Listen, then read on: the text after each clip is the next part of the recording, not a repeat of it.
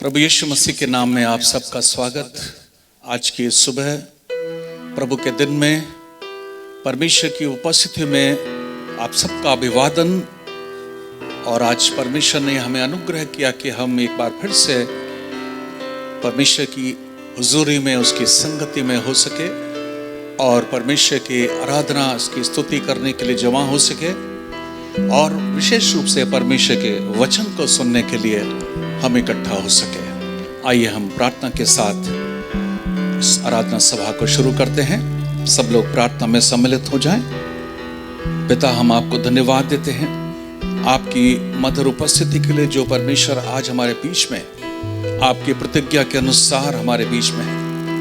हम आपको धन्यवाद करते हैं परमेश्वर, आपने हमें इस योग्य ठहराया। हम इस योग्य नहीं थे, लेकिन फिर भी आपने हमें इस योग्य ठहराया कि हम आपके नाम को अपने होठों से ले सके, आपकी आराधना कर सके, आपकी स्तुति कर सके, आपकी उपस्थिति में आ सके।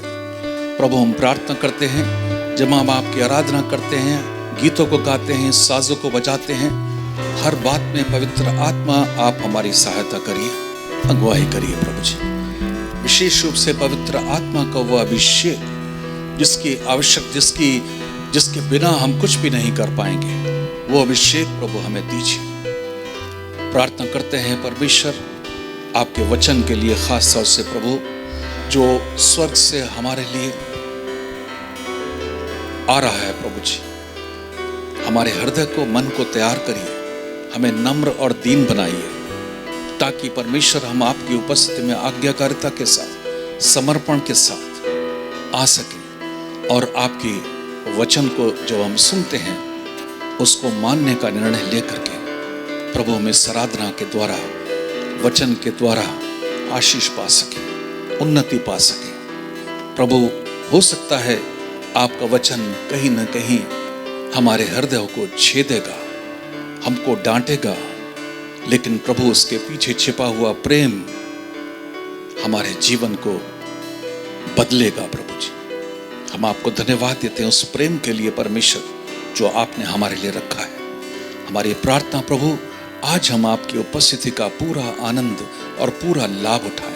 हर एक हमारे ध्यान को भटकाने वाली तमाम बातें यीशु के नाम से यहाँ से दूर हो जाए। हर एक के मन को, ध्यान को एकाग्र करिए, एक मन और एक चित्त होने के लिए मदद करिए। हम कहीं भी हों, किसी भी जगह पर हों,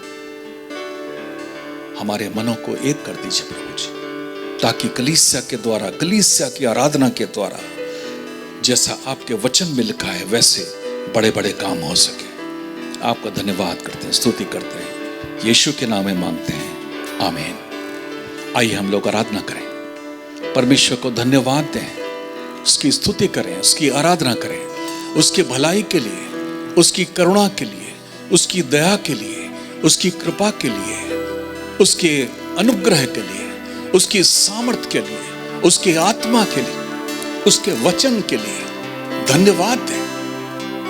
परमेश्वर हमको कभी नहीं छोड़ता। माता पिता, परिवार के लोग, मित्र, दुनिया के लोग, संसार के लोग हमें छोड़ सकते हैं, हमें भूल सकते हैं, लेकिन परमेश्वर आप हमको कभी नहीं छोड़ते, कभी नहीं छोड़ते। हमेशा हमको थाम के रखते हैं। आपका नाम हमें बल और शक्ति प्रदान करता है। आपका नाम हमें तसल्ली और शांति देता है। ओ, आपका वचन हमको प्रभु काटता, छांटता। आपका आत्मा प्रभु हमको हर परिस्थिति में हमको संभालता है। इसके लिए हम आपको धन्यवाद, धन्यवाद, धन्यवाद, धन्यवाद, धन्यवाद देते हैं। आपकी स्तुति, आराधना। मेरे प्रियो, स्मरण करिए परमेश्वर ने आपके जीवन में कितने भले काम किए, कितने अच्छे काम किए, कैसे परमेश्वर ने आपको संभाला इस महामारी के समय, इस कठिन परिस्थिति के समय। परमेश्वर का हाथ, परमेश्वर का वो अदृश्य हाथ हमको संभाले हुए है। इसलिए उसके धन्यवाद दें, धन्यवाद दें उसकी आत्मा के लिए। Hallelujah, hallelujah. उसकी प्रतिज्ञाओं के लिए धन्यवाद दें जो कभी टलती नहीं। Hallelujah, hallelujah. धन्यवाद यीशु, धन्यवाद यीशु नाम। ओ आपके नाम को हम जय देते, आपके नाम को हम जय बोलते। हालेलुया। यीशु आपके नाम की जय हो, यीशु आपके नाम की जय हो। ओ हम सुबह और शाम, हर समय, हर पल हम आपके नाम की स्तुति आराधना करते हैं। हालेलुया। धन्यवाद, धन्यवाद, धन्यवाद। यीशु नाम हमारे जीवन को संभालने के लिए, संवारने के लिए वो नाम पर्याप्त है। वो केवल एकमात्र नाम जो सारे नामों से ऊंचा, वो नाम जब हमको मिला, हमारा जीवन संवर गया, टूटते बिखरते हुए बच गया और संभल गया। हालेलुया। यीशु नाम, यीशु नाम, यीशु नाम, यीशु नाम मिला, यीशु नाम मिला, मेरा जीवन संवर गया, मेरा जीवन संवर गया। ताली बजाकर रिदम के साथ हम लोग गाएंगे।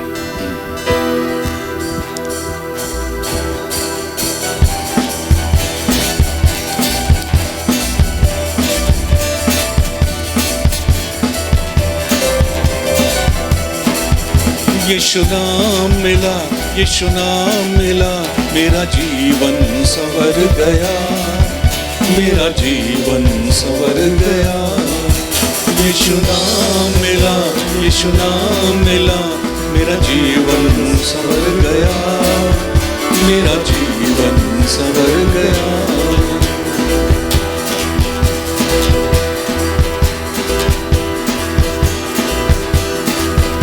तूने लहू के कतरों को मेरे लिए बहा दिया, तूने जान बदन देकर यीशु मुझे बचा लिया।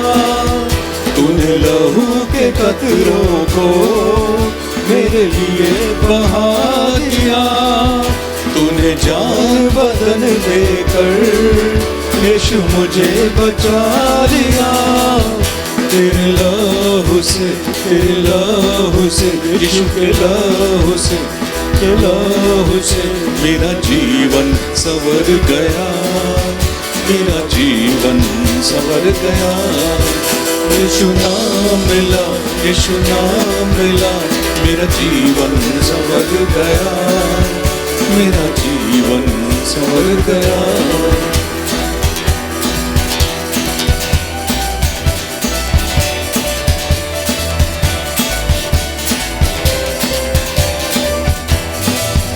तेरा नाम जो लेता है वो जिंदगी पाता है, तेरी राहों में चलकर आशीष वो पाता है। तेरा नाम जो लेता है वो जिंदगी पाता है, तेरी राहों में चलकर आशीष वो पाता है। तेरा रूह से, खुदा के रूह से, तेरे रूह से, मसीह के रूह से मेरा जीवन संवर गया, मेरा जीवन संवर गया। यीशु नाम मिला, यीशु नाम मिला, मेरा जीवन संवर गया, मेरा जीवन संवर गया।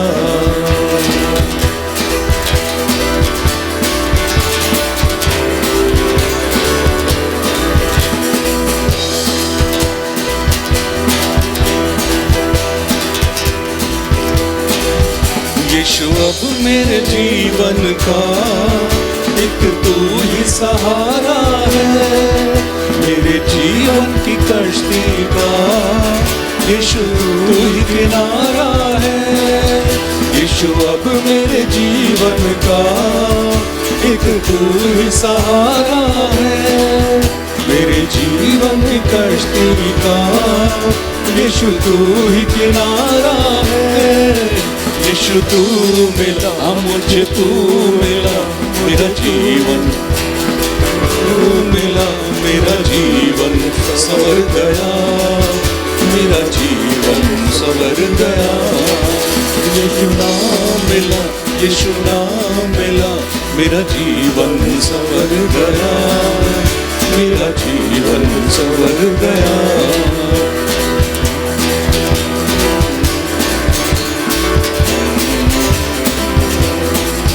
यीशु तेरी हुजूरी में कुदरत और जलाल है, यीशु तेरे ही हाथों में कुदरती कमाल है। यीशु तेरी हुजूरी में कुदरत और जलाल है, यीशु तेरे ही हाथों में कुदरती कमाल है।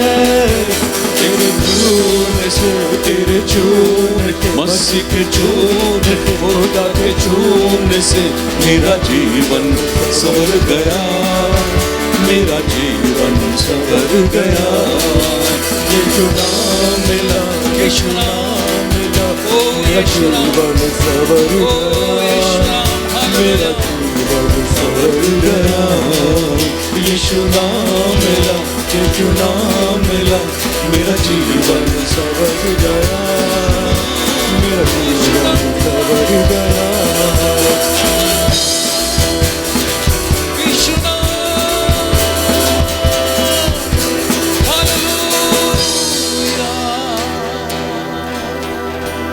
धन्यवाद, धन्यवाद। उस नाम में इतनी सामर्थ्य, उस नाम में इतनी शक्ति, उस नाम में इतना बल है, इतना प्रभाव है, इतना असर है उसका कि वो मनुष्य के जीवन को बदल सकता है, आपके जीवन को बदल सकता है अगर उस नाम को आप अपने जीवन में ग्रहण करें। उस नाम को यदि अपने जीवन का हिस्सा बना लें, आपका जीवन, हमारा जीवन संवर सकता है, बिगड़ने से बच सकता है, टूटने से बच सकता है।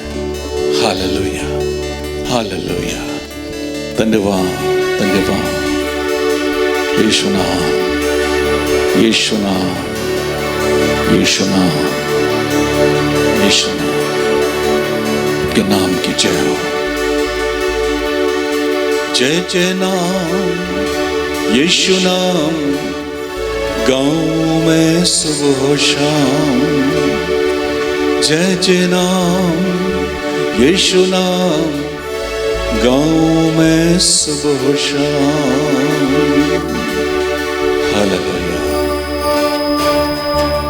जीसस, धन्यवाद यीशु।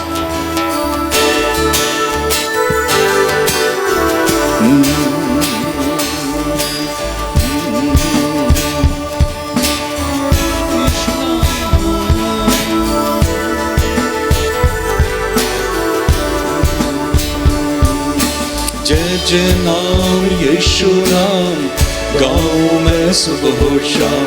जय जय नाम, यीशु नाम, गाँव में सुबह शाम। जय जय नाम, मेरे साथ गाइए, सब लोग गाइए। गाँव में सुबह शाम। जय जय नाम, यीशु नाम, गाँव में सुबह शाम।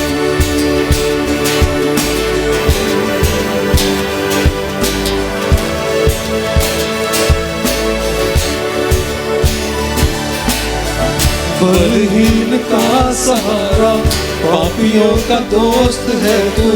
यीशु है तू कितना प्यारा, शब्द ना कैसे बताऊं। बलहीन का सहारा, पापियों का दोस्त है तू।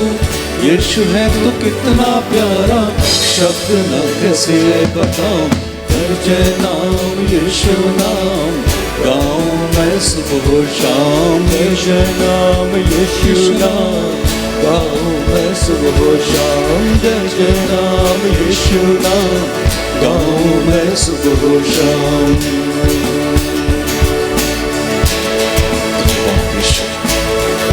यीशु तेरे नाम की जय हो। तुझ में बना रहा तो अमृत फल लाऊं मैं। गाऊं तेरी जय सदा तो तुझ सा बन जाऊं मैं, तुझ में बना रहो तो अमृत फल लाऊं मैं, गाऊं तेरी जय सदा तो तुझ सा बन जाऊं मैं, जय जय नाम यीशु नाम गाऊं मैं सुबह शाम, जय जय नाम यीशु नाम गाऊं मैं सुबह शाम, जय जय नाम यीशु नाम गाऊं मैं सुबह शाम, जय नाम यीशु नाम गाऊं मैं सुबह शाम।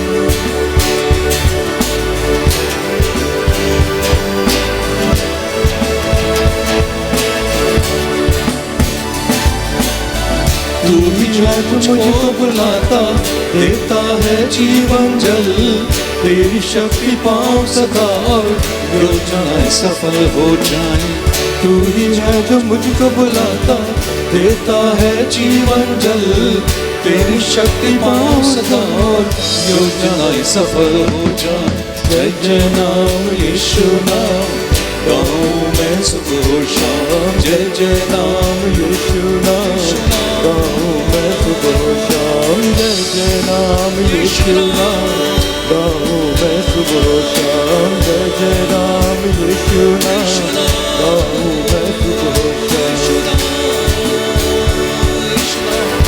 उस यीशु के नाम को, उस यीशु के नाम को, उस यीशु के नाम को अपने हृदय से, अपने मन से, अपने जीवन में ऊंचा उठाइए। उसके नाम को जय, उसके नाम की स्तुति, उसके नाम की आराधना, उसके नाम की तारीफ, उसके नाम की महिमा, क्योंकि उसके योग्य है एकमात्र परमेश्वर, एकमात्र यीशु, एकमात्र परमेश्वर। Hallelujah, hallelujah, hallelujah, hallelujah. धन्यवाद यीशु, धन्यवाद यीशु, धन्यवाद यीशु।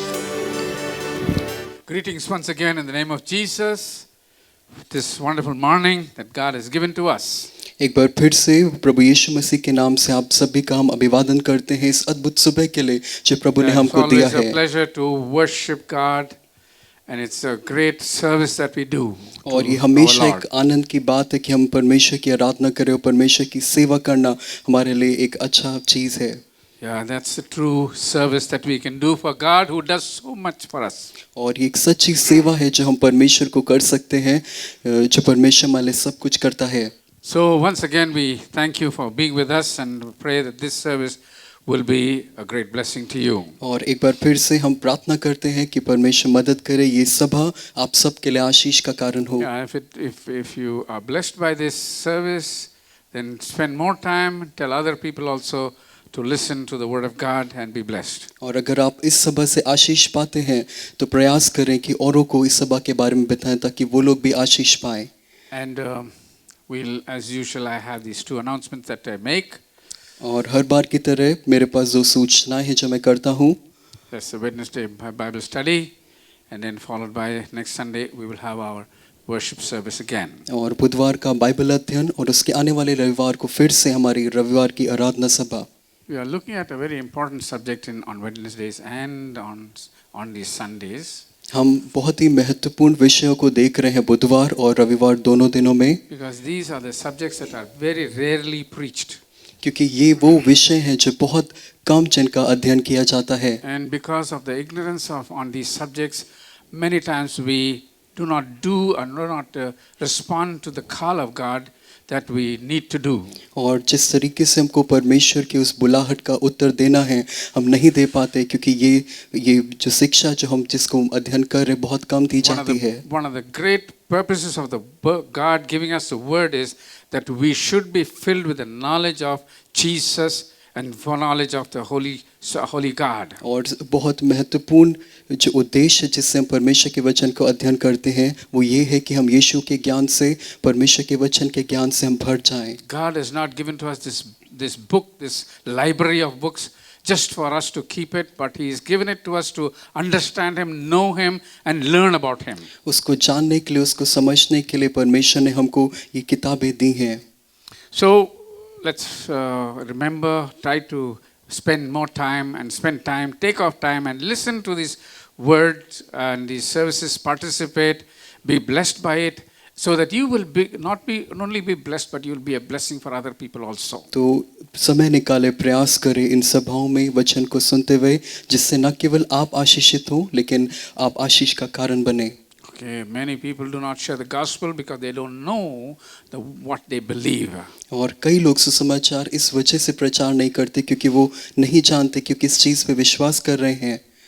So spend time, take time out, sit with this whatever gadget that you have, listen to the word of God and be blessed. इसलिए बैठें, समय निकालें, जो भी उपकरण आपके पास है इसमें जुड़ें और परमेश्वर के वचन को सुनें। Okay, let's spend a few moments in prayer and then we'll go into the study. आइए थोड़ा समय हम प्रार्थना में बिताते हुए फिर हम अध्ययन में चलेंगे। Father, we thank you once again for this wonderful opportunity that you have given to us.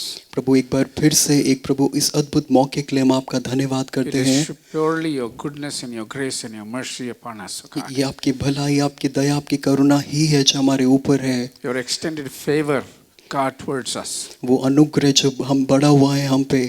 Lord, we thank you for watching over us, protecting us, preserving us, Lord. प्रभु हमारे ध्यान देने के लिए, हमको सुरक्षित रखने के लिए, हमको बचाने के लिए आपका धन्यवाद। One more week we have finished, and Lord, we are entering into the third week of this month. प्रभु जी एक और सप्ताह जब खत्म होता है, इस महीने के तीसरे हफ्ते में हम चलते हैं। And Lord, you have been faithful in preserving us, in providing for our needs, in blessing us and keeping us alive and safe, O God. तो प्रभु आप विश्वास योग्य रहे हमारे लिए सब प्रबंध करने के लिए, हमको सुरक्षित रखने के लिए, हमको जीवित रखने के लिए। We thank you. हम आपका धन्यवाद We करते हैं। still pray for this country, and we pray, Lord, that you will have mercy upon this country. प्रभु जी हम अपने देश के लिए प्रार्थना करते हैं और मांगते हैं कि आपकी दया हो इस पे। God, this country needs your mercy very much at this time. प्रभु इस समय बहुत ज़्यादा हमारे राष्ट्र को आपकी दया की आवश्यकता है। We need, Lord, that as this country is progressing, Lord, we need the people to come to the saving knowledge of Jesus Christ. और प्रभु जैसे जैसे हमारा देश बाकी बातों में प्रगति करता है, हम मांग लेते हैं कि वो आपके उद्धार आप में इस बात को जानते हुए बढ़े। We pray for the church in India. हम कलीसिया जो भारत में उसके लिए प्रार्थना करते Many हैं। people are suffering, many people are feeling the crunch of not being able to meet with their people, with their members. प्रभु जी बहुत से लोग महसूस कर रहे हैं अपने सदस्यों से उस नहीं मिल पाने की बात को। But Lord, we just pray that you will create that situation where we'll be free to gather together and worship you in fellowshipping with one another. और प्रभु हम आपसे मांगते हैं कि आप ऐसी परिस्थिति बनाएंगे, सृजेंगे प्रभु, जहाँ हम मिल करके फिर से आपकी आराधना कर सकेंगे। God, I pray for those who are maybe in need, प्रभु हम प्रार्थना करते हैं जो आवश्यकताओं में होंगे, especially the families of this church. विशेषकर इस कलीसिया के परिवारों के लिए। Some may be physically weak or physically not so well. प्रभु कुछ लोग शारीरिक तौर पे प्रभु बहुत अच्छे नहीं होंगे।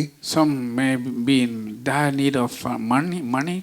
प्रभु कुछ लोग प्रभु रुपए पैसे की आवश्यकता में होंगे। Some may not have jobs. प्रभु कुछ के पास प्रभु नौकरी नहीं होगी। Some of the people who are doing private and independent jobs, they are not finding jobs. और कुछ लोग जो प्रभु प्राइवेट काम कर रहे हैं उनकी नौकरियां गई, नौकरी नहीं होगी। Lord, there are education of children to be taken care of. प्रभु बच्चों की पढ़ाई का ध्यान दिया जाना है। The young people are growing up and coming into the age of marriage.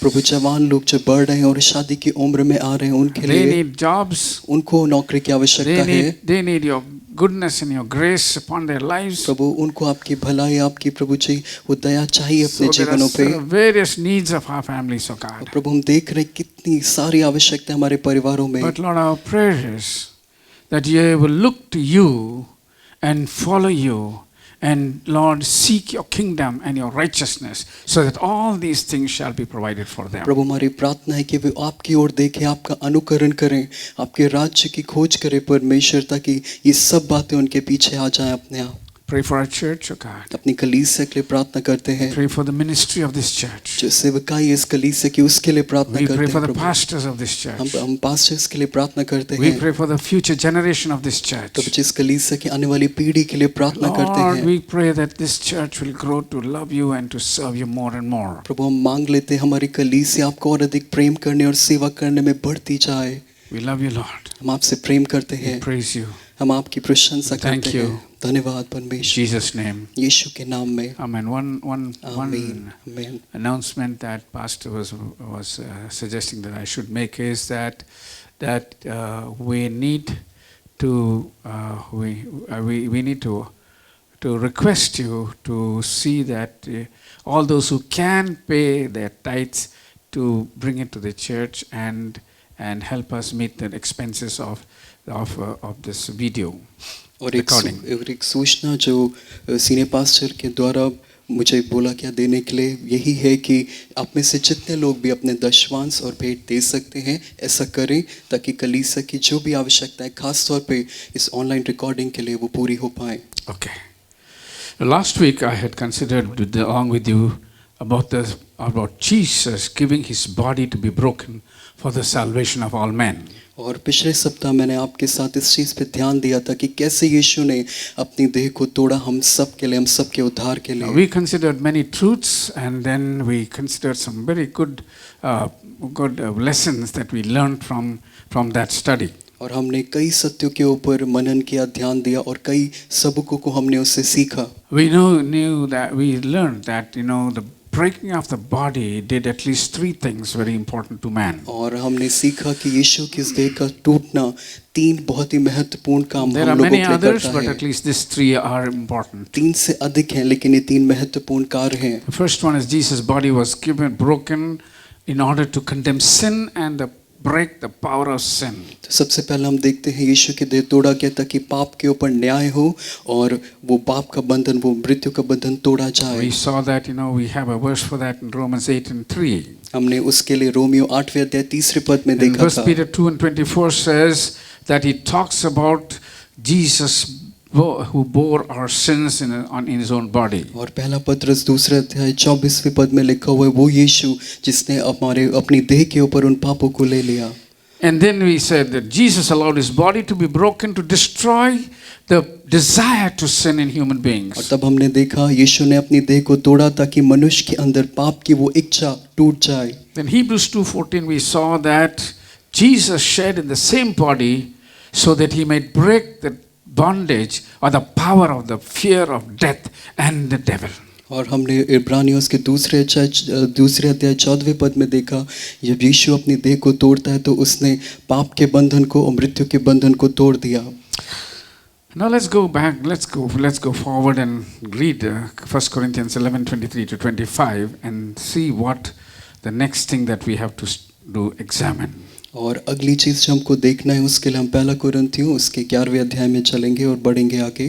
Paul wrote, "For I have received of the Lord that which also I delivered unto you, that the Lord Jesus, the same night in which he was betrayed, took bread, and when he had given thanks, he broke it and said, Take, eat, this is my body, which is broken for you. This do in remembrance of me." Now this part you must notice. In the same manner, he also took the cup after supper, saying, This cup is the new covenant in my blood. This do as often as you drink it in remembrance of me. पहला कुरिन्थियों उसका 11वां अध्याय 23वें से 25वें पद तक, क्योंकि यह बात मुझे प्रभु से पहुंची और मैंने तुम्हें भी पहुंचा दी कि प्रभु यीशु ने जिस रात वह पकड़वाया गया रोटी ली और धन्यवाद करके उसे तोड़ी और कहा, ये मेरी देह है जो तुम्हारे लिए है, मेरे स्मरण में यही किया करो। 25वें पद पे ध्यान देंगे। इसी रीति से उसने बियारी के पीछे कटोरा भी लिया और कहा, यह कटोरा मेरे लहू में नई वाचा है, जब कभी पियो तो मेरे स्मरण के लिए यही किया करो। Oh, let's look at this last part of this verse. In the same manner he also took the cup after supper, saying, This cup is the new covenant in my blood. This do as often as you drink in remembrance of me. और 25वें पद को फिर से देखेंगे। इस रीति से उसने बियारी के पीछे कटोरा भी लिया और कहा, यह कटोरा मेरे लहू में नई वाचा है, जब कभी पियो तो मेरे स्मरण के लिए यही किया करो। Jesus did not treat the bread and the blood in the same way. यीशु मसीह ने उस रोटी को और उस दाखरस ये जो लहू का प्रतीक है एक जैसे नहीं लिया। When he said, Take this cup and drink, he said, Do this in remembrance of me, with special reference to the cup. और जब यीशु कहता है कि इस कटोरे में से लो और पियो तो वो जोर देता है उस कटोरे पर। he is saying remembrance of me, because that blood becomes the central point of the life of a believer after he comes to Jesus. और वो उस कटोरे पर जो दाखरस लहू का प्रतीक है वो इसलिए जोर दे रहा है क्योंकि वो दाखरस एक मसीह विश्वासी के जीवन का केंद्र बन जाता है. There are several things that come from the shedding of blood. और भी चीजें हैं जो लहू के बहाने से होती हैं. One of the things is that redemption is that blood of Jesus redeems a person. तो एक उसमें से एक है कि यीशु का लहू लोगों को छुटकारा देता है. It redeems the person, it brings out the person from the curse of the law. वो व्यवस्था के श्राप से व्यक्ति को निकालता है. It saves him from the punishment of sin. वो बचाता है पाप के उस जो दंड आने वाला है उससे. It delivers him from the fear of death. वो उसको मृत्यु के भय से छुड़ा लेता From है. the wrath of God. परमेश्वर के आने वाले क्रोध से बचा लेता है. This in short is redemption. और ये संक्षेप में यही है छुटकारा. We have said in Ephesians chapter 1 and 7, it's written like this. इफिसियों उसके पहले अध्याय 7वें पद में ऐसा लिखा है. In him we have redemption through his blood, the forgiveness of sins according to the riches of his grace. पहला अध्याय 7वां पद, हमको उसमें उसके लहू के द्वारा छुटकारा अर्थात अपराधों की क्षमा उसके उस अनुग्रह के धन के अनुसार मिला है. So redemption through the blood of Jesus, forgiveness of sins and the abundance of grace. तो हम पा रहे हैं उस लहू के द्वारा छुटकारा, पापों की क्षमा और अनुग्रह बहुतायत में मिला है. Then in that redeemed state, the believer cannot be left alone. और उस छुटकारा पाने की स्थिति में एक विश्वासी अकेला नहीं है. Because the believer was in a state of enmity with God. क्योंकि इससे पहले वो विश्वासी परमेश्वर के साथ शत्रुता में था. That was because of the sin. वो पाप की वजह ऐसा था. Now when sin has been taken out, और जब वो पाप हटा दिया गया, then this person, something has to be done with this person. और तब इस व्यक्ति के साथ कुछ किया जाना है. And what has to be done is he has to be reconciled with God. और इस व्यक्ति के लिए जरूरी है कि परमेश्वर के साथ इसका मेल मिलाप हो. The enmity that he had within him is taken away, and in its place there comes a love or a friendship with God. और वो शत्रुता जो उसके अंदर थी हटाए जाने के स्थान पे परमेश्वर के प्रति प्रेम आता है. This is reconciliation. और ये है मेल So मिलाप. Colossians 1 chapter 1 19 to 21, it reads like this. तो कुलूसियों उसके पहले अध्याय में हम पाते हैं. For it pleased the Father, in him all the fullness should dwell, and by him to reconcile all things to himself, by him whether things on the earth or things in heaven, having made peace through the blood of his cross. And you who were once enemies in your mind by wicked works, yet now he has reconciled.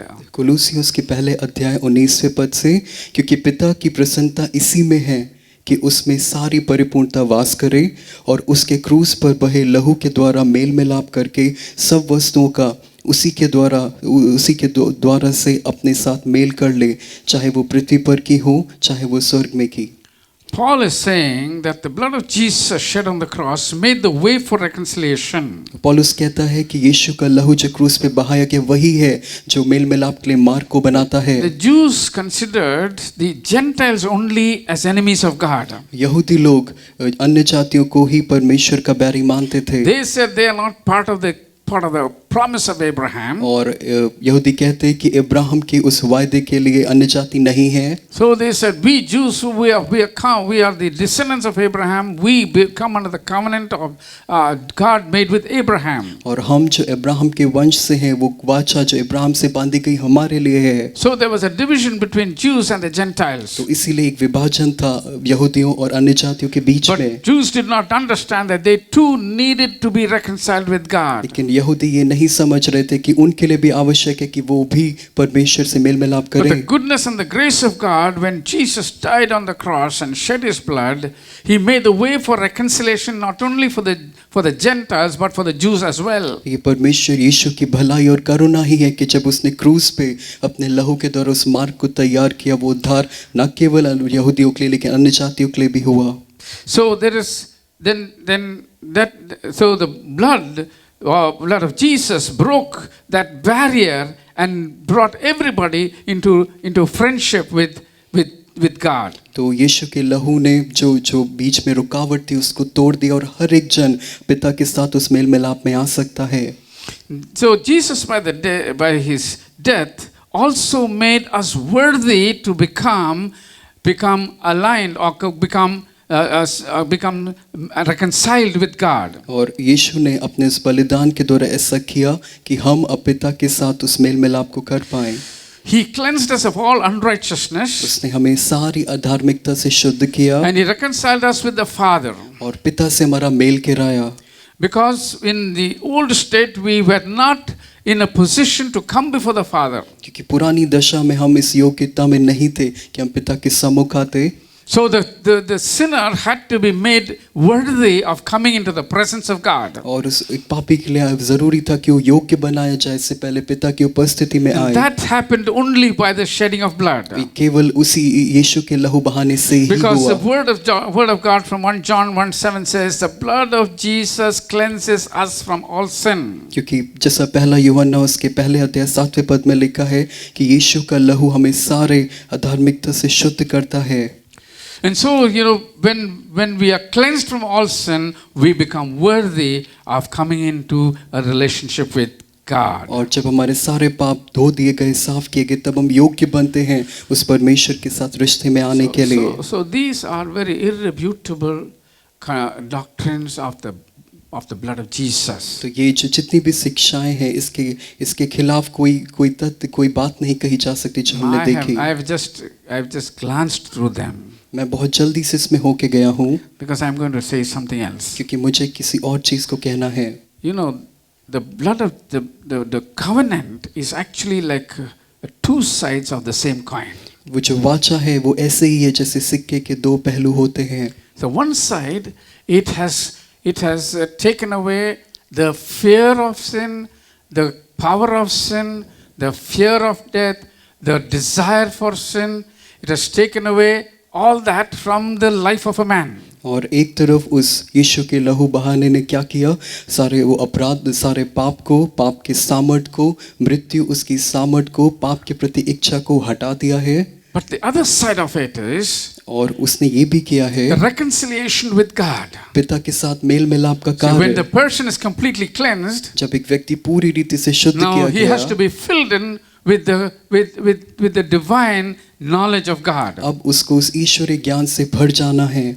So he says this the new condition of man.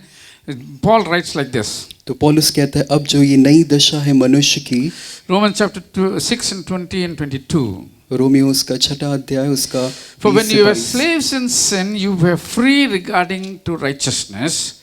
What fruit did you have then in the things of which you are now ashamed? For the end of those things is death. But now, having been set free from sin and having become slaves of God, you have fruit to holiness, and the end is everlasting life.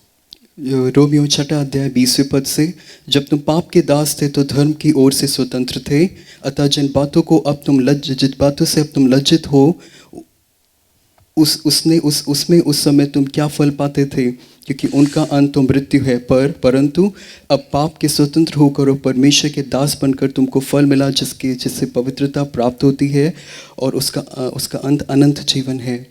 So this particular verse tells us two things that I just mentioned about the two sides of a coin. और ये पद बताता है उस सिक्कों के दो पहलू वाली बात को। See, it says that in this verse, the Spirit of God is telling us where we were really going. और पवित्र आत्मा इस पद में हमें बता रहा है कि हम वास्तविकता में कहाँ जा रहे थे। It says, what fruit did you have? The end of those things was death. वो कहता है कि क्या फल था उन कामों में, क्योंकि उनका अंत तो मृत्यु था। So that was where we were going. और तो वो वही जगह थी जहाँ हम जा रहे But थे। now, लेकिन अब having been set free from that direction that we were going, our direction is changed towards holiness and everlasting life. और हमारी वो दिशा अब बदल दी गई और अब हम अनंत जीवन की ओर बढ़ रहे हैं। All sinners who have rejected the salvation that is offered through Jesus Christ are on the path of hell.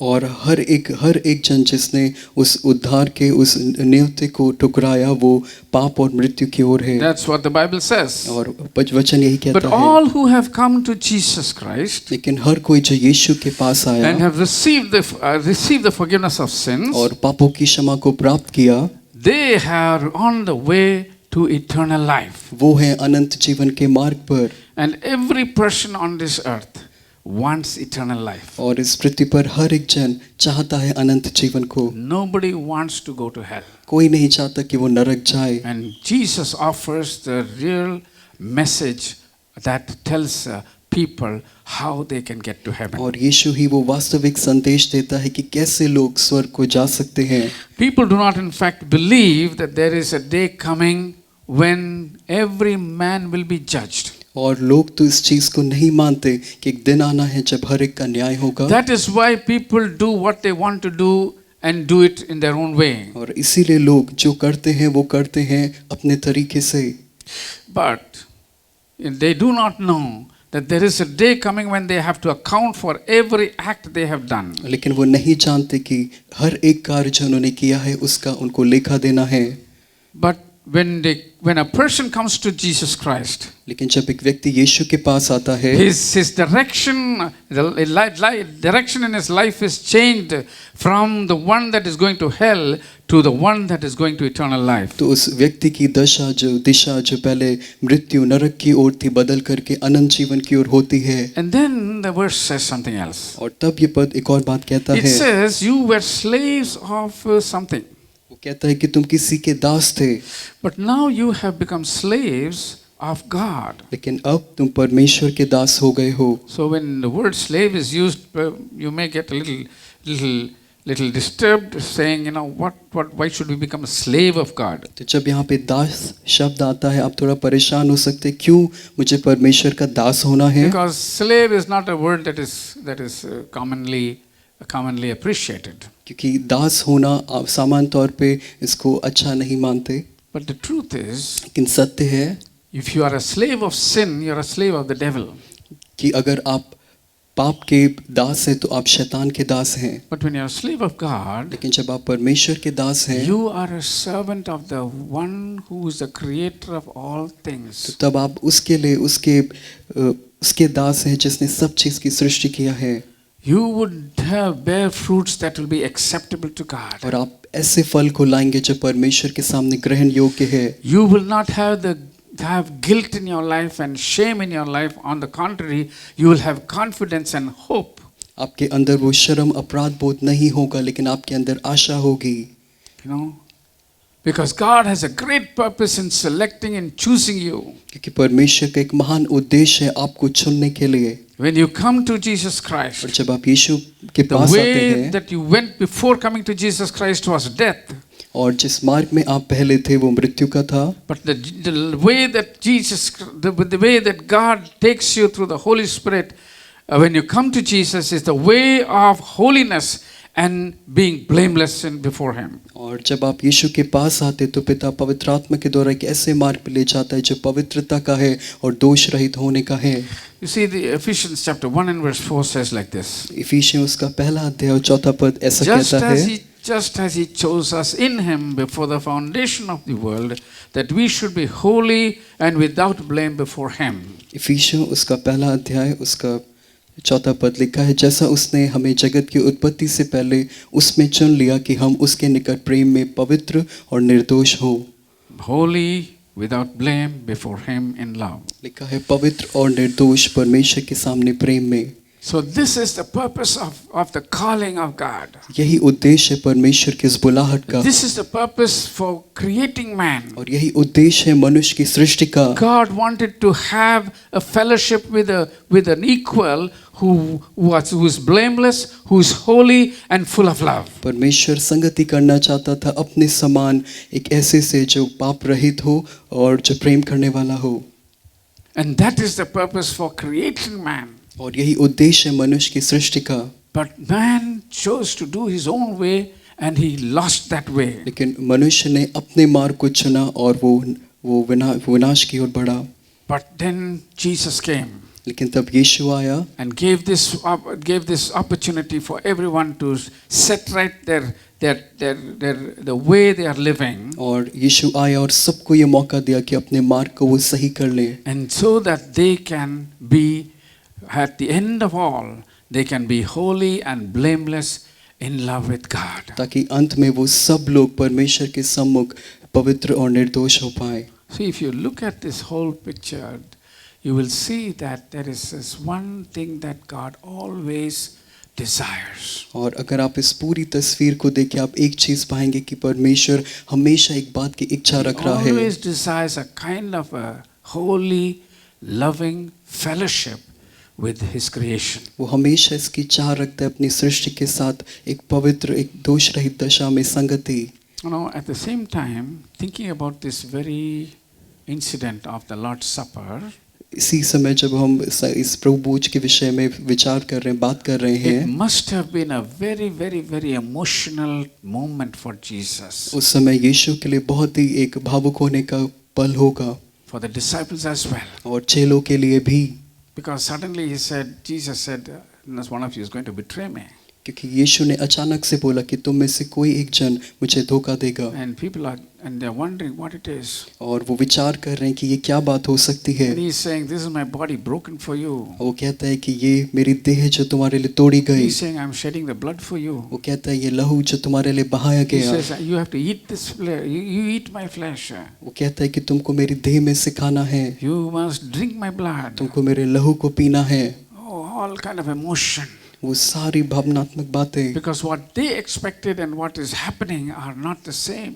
क्योंकि चेलों ने जो उम्मीद की और जो हो रहा था वो दो बातें एक नहीं थी। So it must have been a very, very, very emotional time. तो ये बहुत ही भावुक भरा हुआ पल होगा। Jesus has spent 3 years with these 12 people. और यीशु ने इन 12 चेलों के साथ 3 वर्षों का समय बिताया।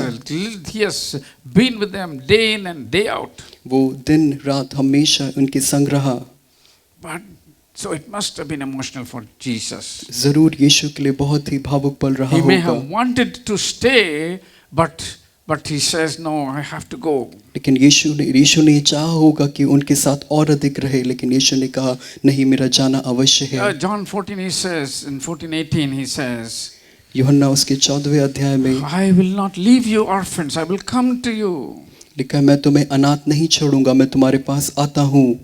He says, I tell you the truth, it is to your advantage that I go away, for if I do not go away, the helper will not come, but if I depart, I will send him to you. यूहन्ना 16वें अध्याय उसके 7वें पद में, तो अभी मैं तुमसे सच कहता हूँ कि मेरा जाना तुम्हारे लिए अच्छा है, क्योंकि यदि मैं ना जाऊँ तो वो सहायक तुम्हारे पास ना आएगा, परंतु यदि मैं जाऊँ तो उससे तुम्हारे लिए भेजूंगा। That is one thing, you know. So Jesus is trying to console them, comfort them, saying, don't worry. I mean, that must have been what it is. He says, I have to go, because he already said that I will be going, but now the disciples may be wondering, you know, if he goes, what is our next step? What is our future? ये ऐसा ही होगा, क्योंकि यीशु पहले भी इस चीज का जिक्र करता है और अब भी कि वो जाने पर तो उनको तसल्ली देते हुए इस बात को कहता है। So in this kind of an emotional atmosphere, इस तरीके के एक भावना से भरे हुए माहौल में Jesus is pronouncing the covenant, the new covenant. यीशु मसीह उस नई वाचा की घोषणा कर रहा है। This new covenant, I think it's like a marriage. ये नई वाचा मैं समझता हूँ एक विवाह जैसा है। The bridegroom and the bride. वो दूल्हा और दुल्हन। The bride becomes the companion of the bridegroom. वो दुल्हन उस दूल्हे के लिए एक साथी बनती है। For the bride, the bridegroom is the center of her life. और उस दुल्हन के लिए वो दूल्हा उसके जीवन का केंद्र है। He is the one who provides everything. वही है वो दूल्हा जो उसके लिए सब चीज का प्रबंध करेगा। He makes all the decisions. वो सारे फैसलों को लेगा। He provides all the protection and provision he does. सब चीज में सुरक्षा और सब चीज का प्रबंध वो करेगा। He teaches the bride. वो उस दुल्हन को सिखाएगा। He perfects her. उसको सिद्ध बनाएगा। He loves her. उसको प्रेम करेगा।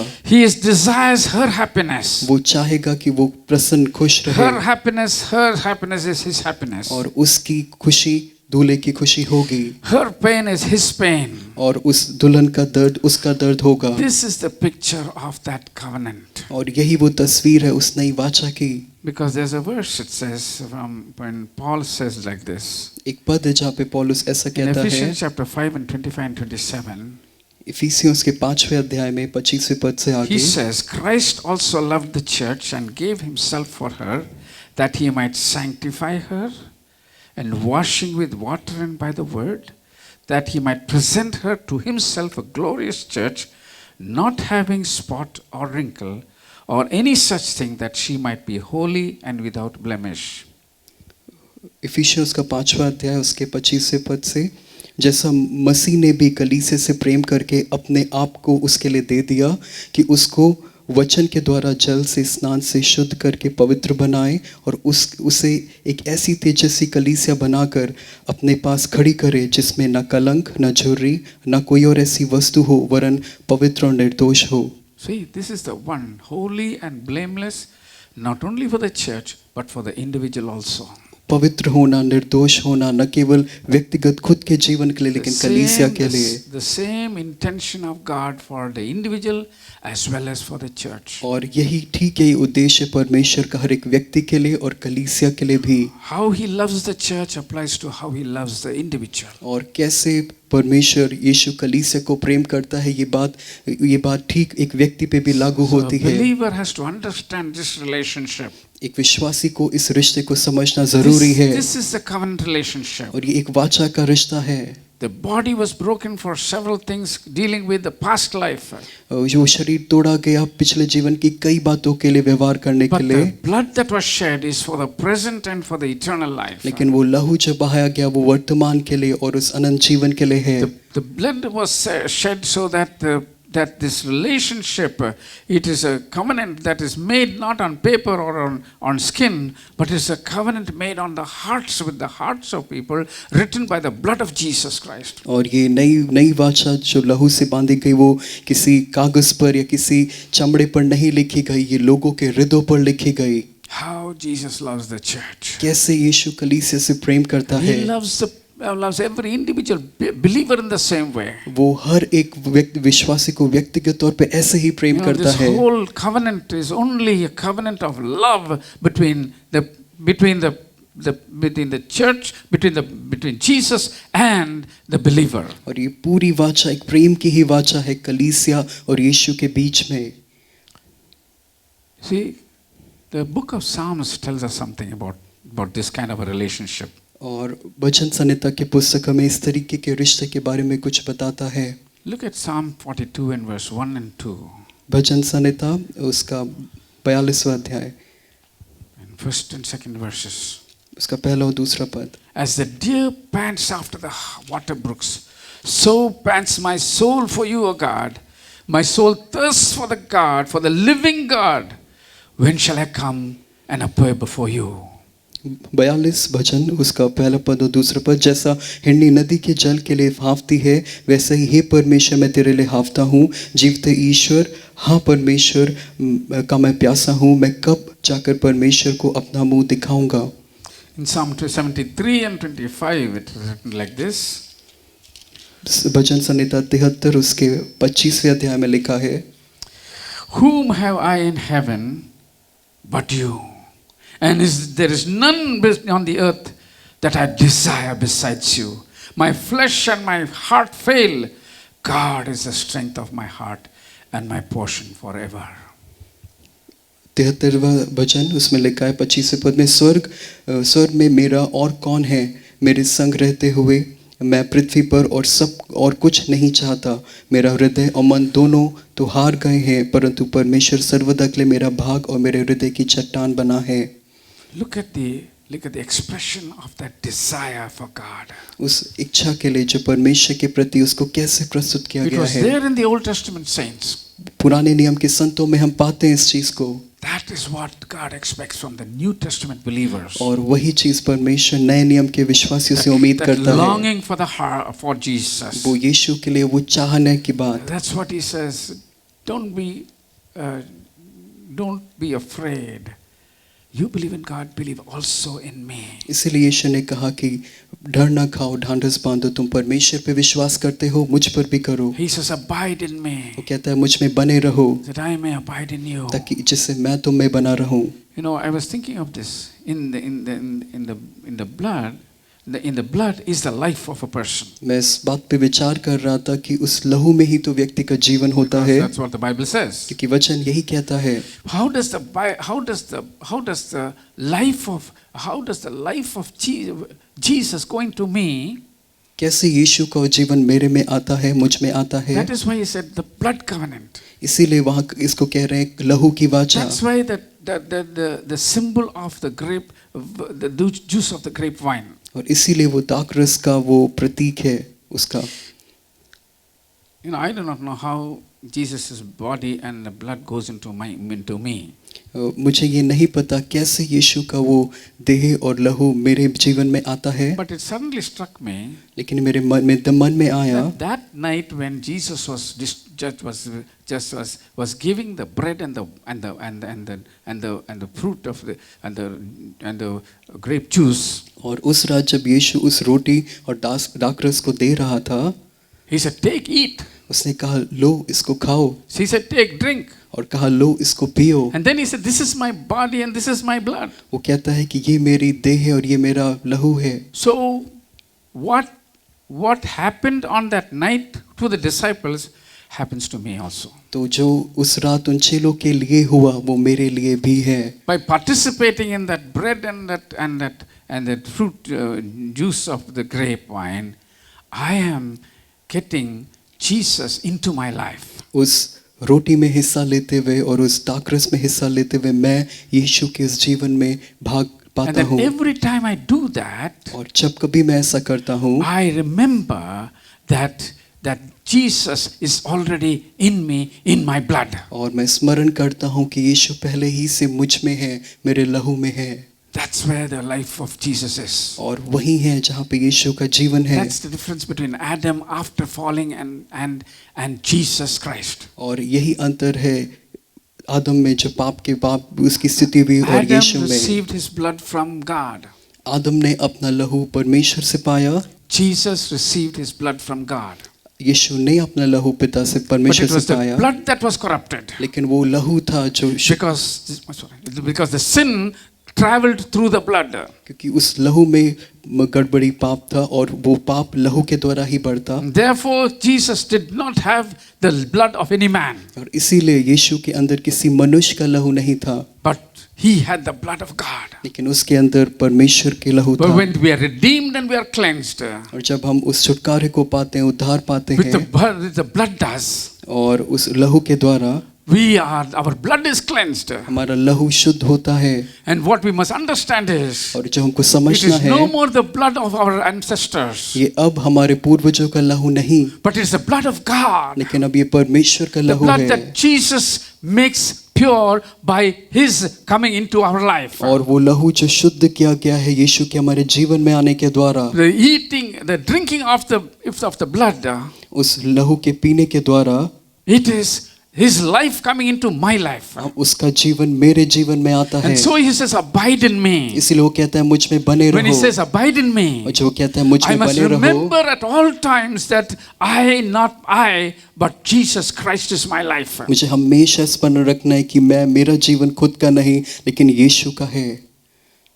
So the blood that he was shed on the cross was the one that brought life, Jesus' life into my life. तो वो लहू जो क्रूस पे बहाया गया वो लहू ही है जो यीशु के जीवन को मेरे अंदर, मुझ में लाता है। This verse, I suddenly, for some time ago, I read this verse and something struck me. और कुछ समय पहले मैंने जब इस पद को पढ़ा, मेरे मन में एक विचार आया अचानक। I saw that on the observation that I made of 1 John 1:7. जो मेरा विचार आया वो है यूहन्ना उसका पहला यूहन्ना उसका पहला अध्याय। It says, but if we walk in the light as he is in the light, we have fellowship with one another, and the blood of Jesus cleanses us from all sin. पहला यूहन्ना पहला अध्याय 7वां पद, पर यदि जैसा वह ज्योति में है वैसा हम भी ज्योति में चले तो एक दूसरे से सहभागिता रखते हैं, और उसके पुत्र यीशु का लहू हमें सब पापों से शुद्ध करता है। It says blood of Jesus cleanses us from all sin. ये कहता है कि यीशु का लहू हमें सब पापों से शुद्ध करता है। Now he is writing 65 years after Jesus' resurrection. और यूहन्ना इस चीज को यीशु मसीह के पुनरुत्थान के 65 वर्षों बाद लिख रहा है। After 65 years he's saying the blood is cleansing today. और वो 65 वर्षों बाद कह रहा है कि आज भी वो लहू पाप को शुद्ध करता है। And we believe by faith that the blood cleanses even today. और हम विश्वास करते हैं कि आज भी वो लहू पापों को शुद्ध करता है।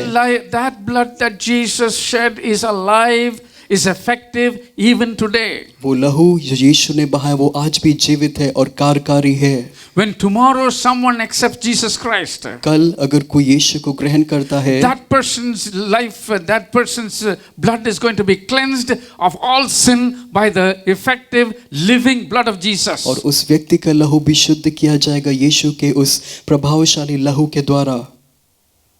So that blood is alive. जब वो लहू जीवित है, that gives life to us also even today. और वो हमको आज भी वो जीवन देता है। And what we need to do is, और हमें क्या करना है? why did Jesus say, drink this is my blood? क्यों यीशु ने ऐसा कहा कि ये मेरा लहू है? He wanted himself to be mingled in our blood. वो चाहता था कि वो हमारे लहू के साथ मिल जाए। He says, I will come into you and sup with you and you with me. You see the expressions of Jesus. आप यीशु की यहाँ पे इस बात को देखिए, वो कहता है मैं तुम्हारे संग आऊंगा, मैं भोज करूंगा।